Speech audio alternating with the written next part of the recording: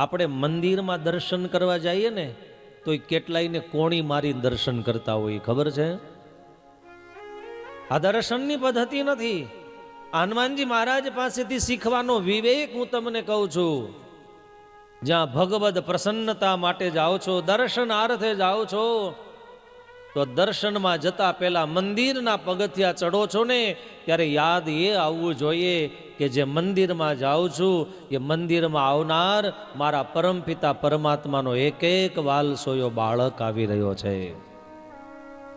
જ્યાં સુધી ભક્તનું મહાત્મ્ય નહીં સમજાય ત્યાં સુધી સંતનું નહીં સમજાય, અને જ્યાં સુધી સંતનું નહીં સમજાય ત્યાં સુધી ભગવાનનું નહીં સમજાય. આ અરસપરસ એકાબીજા સાથે જોડાયેલા છે.